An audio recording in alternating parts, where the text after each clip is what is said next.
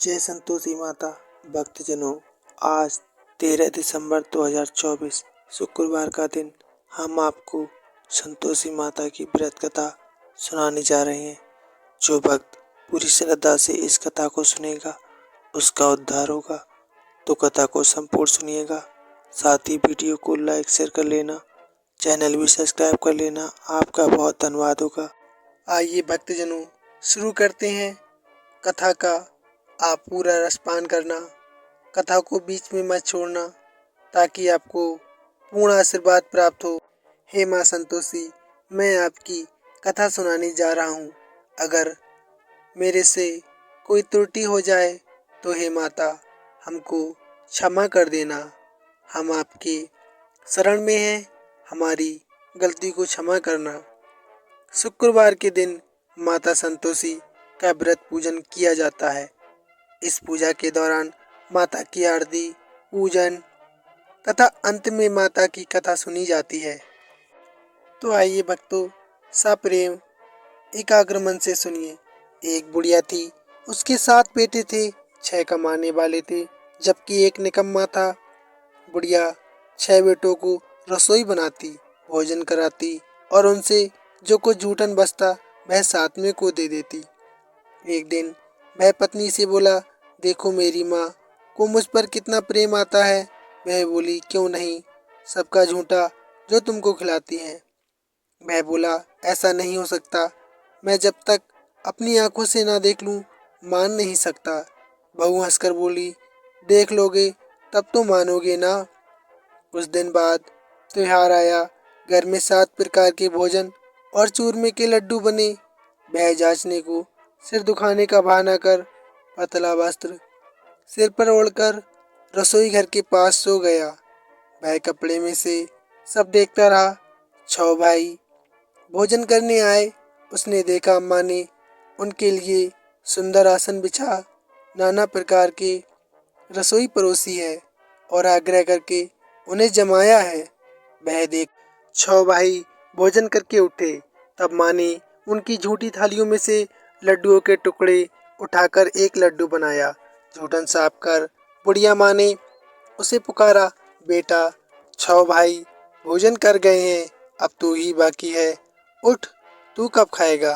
वह कहने लगा, माँ मुझे भोजन नहीं करना, मैं अब परदेश जा रहा हूँ।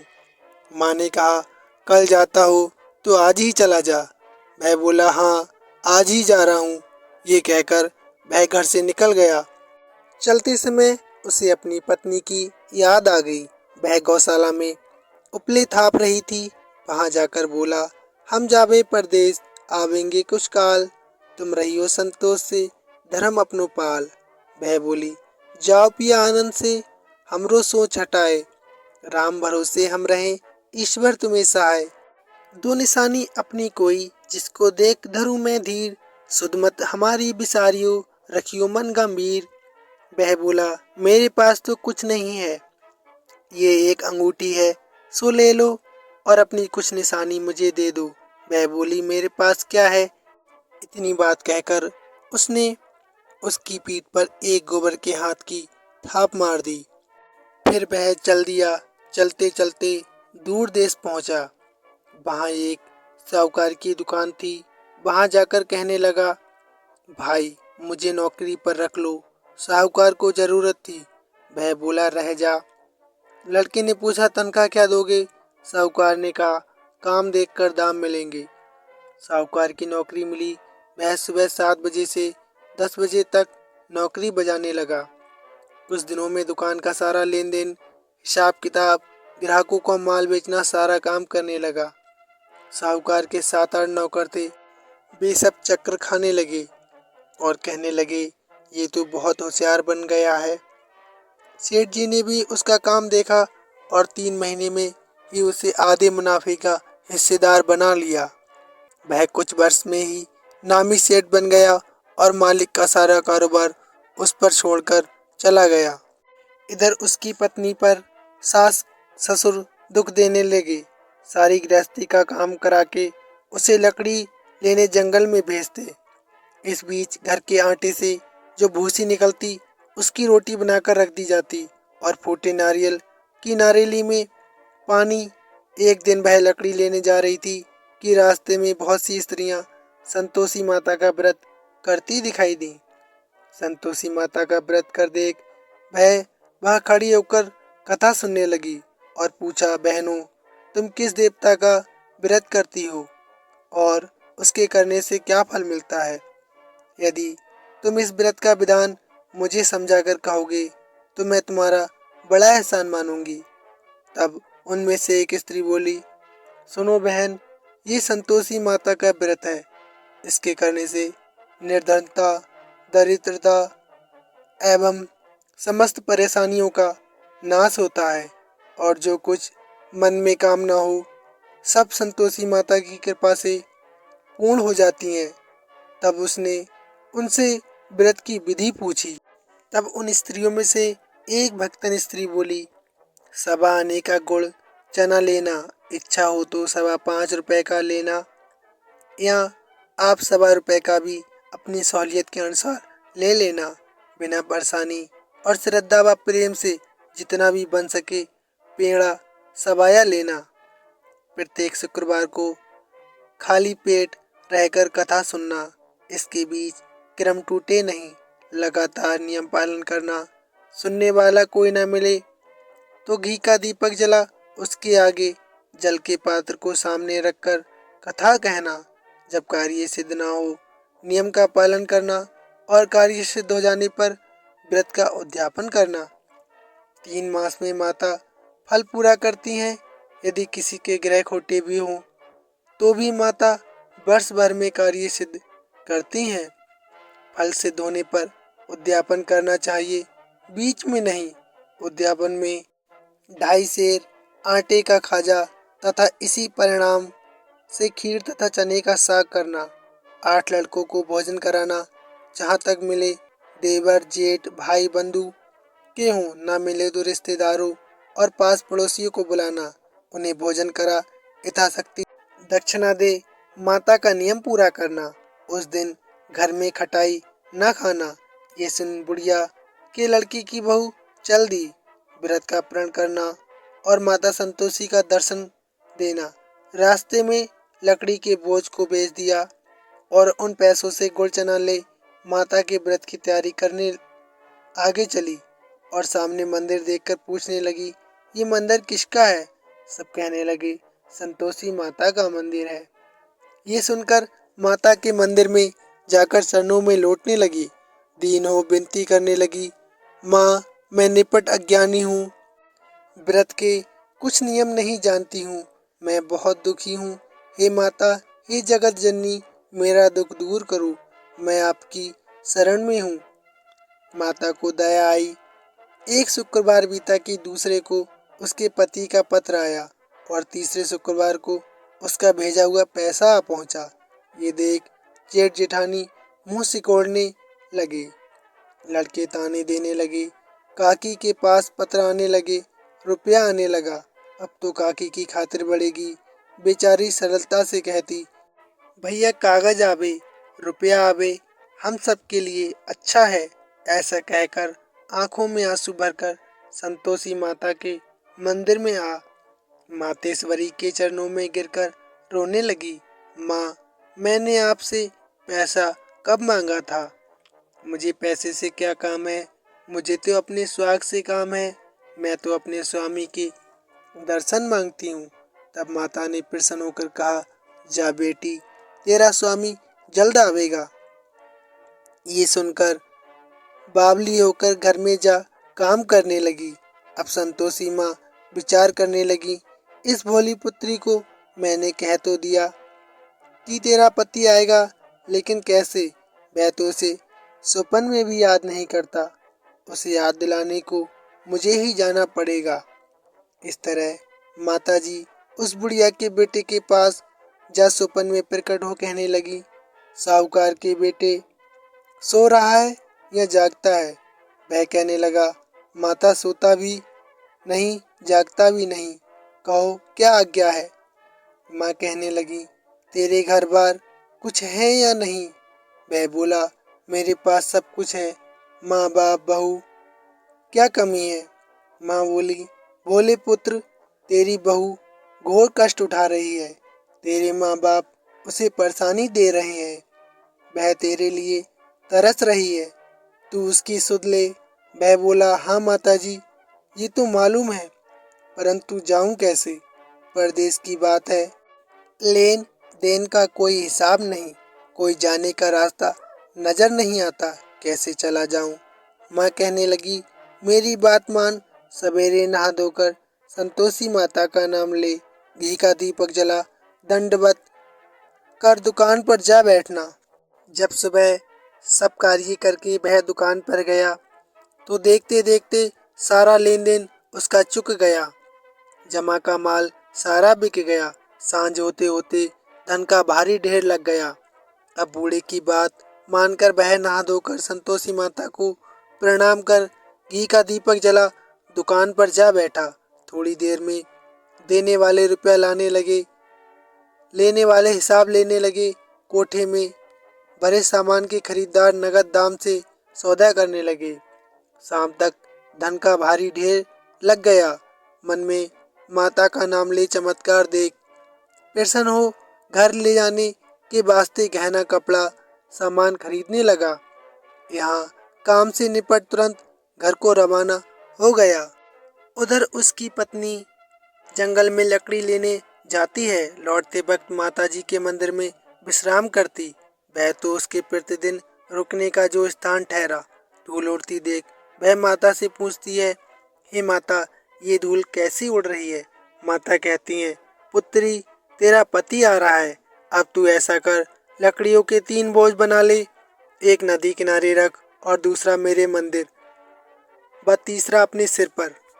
तेरे पति को लकड़ियों का गट्ठर देख मोह पैदा होगा।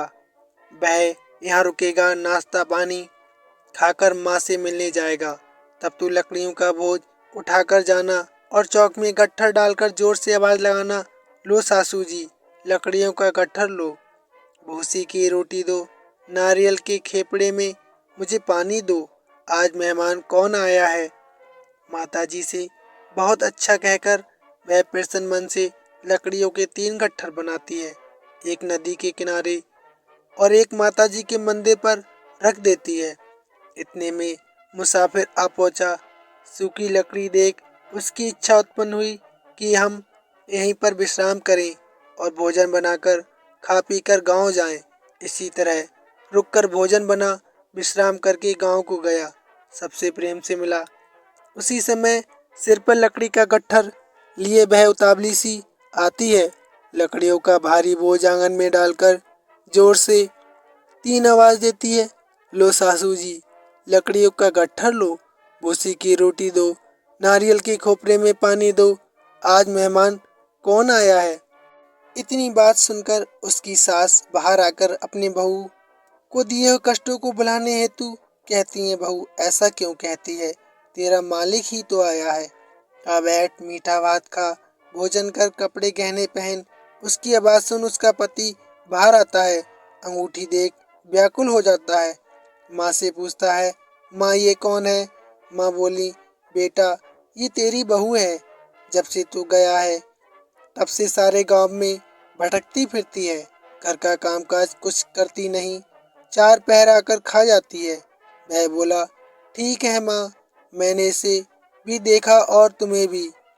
अब दूसरे घर की ताली दो, उसमें रहूंगा। माँ बोली, ठीक है बेटा, जैसी तेरी मर्जी। वह दूसरे मकान की तीसरी मंजिल का कमरा खोल सारा सामान वहां जमा करता है। एक दिन राजा के महल जैसा ठाट बाट बन गया। अब क्या था, बहू सुख भोगने लगी। इतने में शुक्रवार आया। उसने अपने पति से कहा, मुझे संतोषी माता का व्रत उद्यापन करना है। पति बोला, खुशी से कर लो। वह उद्यापन की तैयारी करने लगी। जेठानी के लड़कों को भोजन के लिए कहने गई। उन्होंने मंजूर किया, परंतु पीछे से जेठानी ने अपने बच्चों को सिखाया, देखो, भोजन के समय खटाई मांगना, जिससे उसका उद्यापन पूरा ना हो सके। लड़के जीमने आए। खीर खाना पेट भरकर खाया, परंतु बाद में खाते ही कहने लगे, हमें खटाई दो, खीर खाना हमको नहीं भाता, देखकर आरुचि होती है। वह कहने लगी, भाई खटाई किसी को नहीं दी जाएगी, ये तो संतोषी माता का परम प्रसाद है। लड़के उठ खड़े हुए, बोले, पैसा लाओ। बोली बहू कुछ नहीं जानती थी, उन्हें पैसे दे दिए। लड़के उसी समय हट करके इमली खटाई ले आए और खाने लगे। ये देखकर बहू पर माताजी ने कोप किया। राजा के दूत उसके पति को पकड़कर ले गए। जेठ जिठानी मन माने वचन कहने लगी, लूट लूट कर धन इकट्ठा कर लिया था, अब सब मालूम पड़ जाएगा जब जेल की मार खाएगा। बहू से ये सहन नहीं हुआ।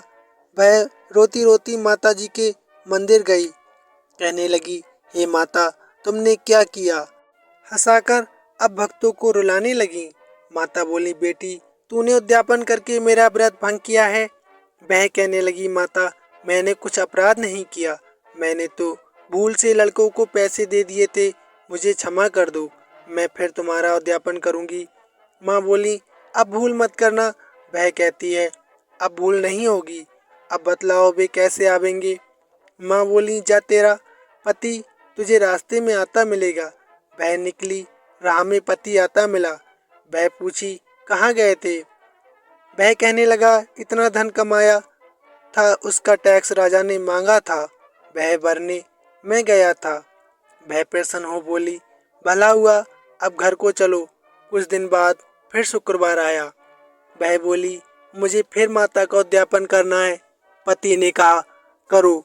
बहू फिर जेठ के लड़कों को भोजन के लिए कहने गई। जेठानी ने एक दो बातें सुनाई और सब लड़कों को सिखाने लगी, तुम सब लोग पहले ही खटाई मांगना। लड़के भोजन से पहले कहने लगे, हमें खीर नहीं खानी, हमारा जी बिगड़ता है, कुछ खटाई खाने को दो। वह बोली, खटाई किसी को नहीं मिलेगी, आना हो तो आओ। वह ब्राह्मण के लड़के लाकर भोजन कराने लगी। यथाशक्ति दक्षिणा की जगह एक एक फल उन्हें दिया। संतोषी माता प्रसन्न हुई।